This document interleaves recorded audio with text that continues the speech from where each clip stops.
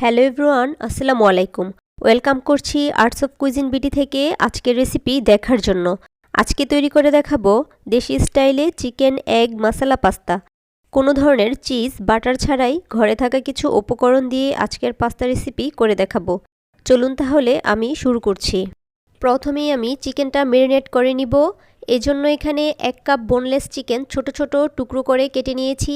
এর মাঝে দিচ্ছি 1 টেবিল চামচ আদা রসুন পেস্ট, দিচ্ছি হাফ চা চামচ জিরা গুঁড়া, 1 চা চামচ গোলমরিচ গুঁড়া, 1 চা চামচ লাল মরিচ গুঁড়া, হাফ চা চামচ গরম মশলা গুঁড়া, হাফ চা চামচ লবণ। সমস্ত উপকরণগুলো চিকেনের সাথে খুব ভালোভাবে মেখে নিব।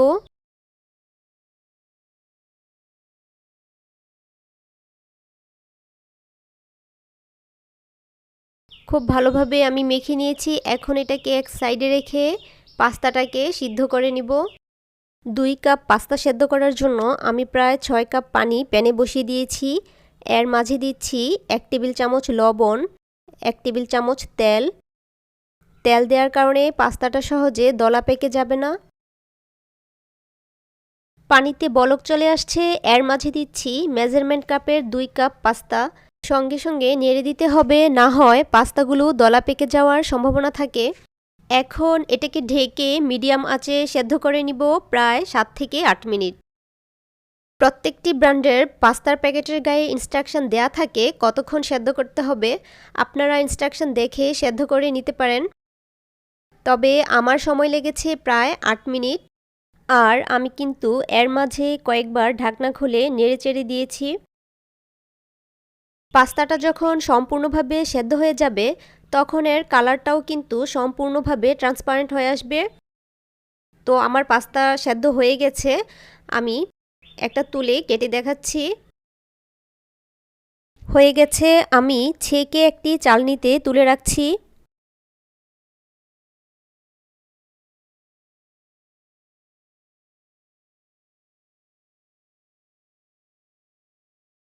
এ পর্যায়ে চিকেনটা ভাজার জন্য প্যানে দিচ্ছি 2 টেবিল চামচ তেল।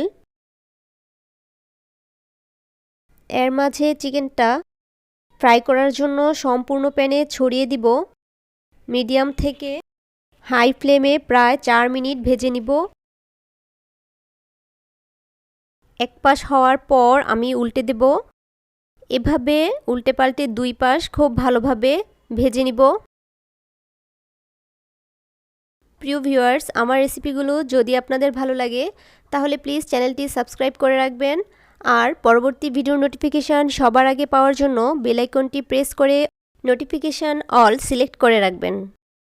মিডিয়াম আঁচে আমি প্রায় 4 মিনিট ভেজে নিয়েছি। আমার ভাজা হয়ে গেছে। এখন এর মাঝে সবজিগুলো দিয়ে দিব। দিচ্ছি লাল ও সবুজ ক্যাপসিকাম। দেখতে পাচ্ছেন ক্যাপসিকামগুলো ছোট ছোট টুকরো করে নিয়েছি। এখানে হাফ কাপ করে আছে। মাঝারি সাইজের একটি গাজর ছোট ছোট টুকরো করে নিয়েছি। দিচ্ছি 3টি পেঁয়াজ কুলি ছোট ছোট টুকরো করে নিয়েছি, দেখতে পাচ্ছেন। দিচ্ছি হাফ কাপ পেঁয়াজ কুচি।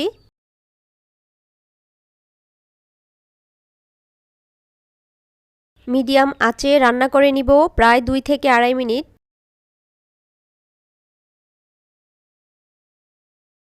এখানে কোনো ধরনের পানি ব্যবহার করা যাবে না, এটা এর তেলেই রান্না হয়ে যাবে। দিচ্ছি সামান্য লবণ। চাইলে একটু ঢাকনা দিয়ে ঢেকে দেওয়া যায়, তবে খেয়াল রাখতে হবে সবজিটা যেন খুব বেশি সেদ্ধ হয়ে নরম হয়ে না যায়। সবজিটা একটু শক্ত টাইপের থাকবে। আর এই সবজিগুলোই ব্যবহার করতে হবে এমন কোনো কথা নেই। আপনার পছন্দ মতো এবং আপনার হাতের কাছে থাকা যে কোনো ধরনের সবজি দিয়েই কিন্তু এই দেশি স্টাইলের চিকেন পাস্তা রান্না করে নিতে পারেন। সবজিগুলো পারফেক্টলি রান্না হয়ে গেছে। এখন আমি 2টি ডিম স্ক্র্যাম্বল করে নিব। স্ক্র্যাম্বল করার জন্য সবজিগুলো একটু সাইডে সরিয়ে মাঝে একটু ফাঁকা করে নিচ্ছি। এর মাঝে দিচ্ছি 1 টেবিল চামচ তেল। এর মাঝে ভেঙে দিচ্ছি 2টি ডিম। ডিমের জন্য সামান্য লবণ দিচ্ছি। এখন একটি স্প্যাচুলা দিয়ে এভাবে নেড়ে ডিমগুলো স্ক্র্যাম্বল করে নিব।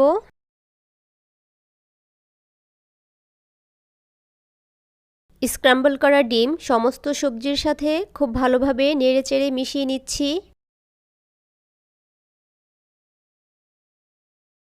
এখন এর মাঝে দিব বড় সাইজের একটি টমেটো কুচি, দিচ্ছি 2টি কাঁচামরিচ এভাবে ফালি করে নিয়েছি, দিচ্ছি কিছু মটরশুঁটি। মটরশুঁটিটা আমার আগেই সেদ্ধ করা ছিল। যদি আপনাদের মটরশুঁটি কাঁচা থাকে তাহলে প্রথমেই সমস্ত সবজির সাথে দিয়ে দিবেন। এখন আবারও 1 থেকে 1.5 মিনিট রান্না করে নিব।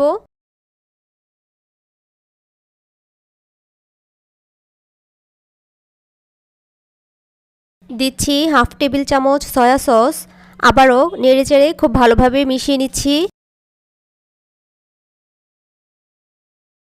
এ পর্যায়ে দিয়ে দিব সেদ্ধ করে রাখা পাস্তা।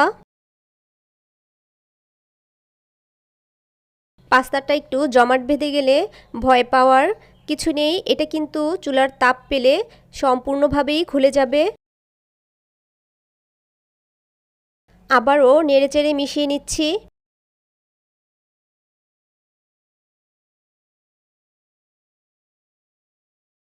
সম্পূর্ণভাবে রান্না হয়ে গেছে। শেষ পর্যায়ে দিচ্ছি 2 টেবিল চামচ ধনেপাতা কুচি।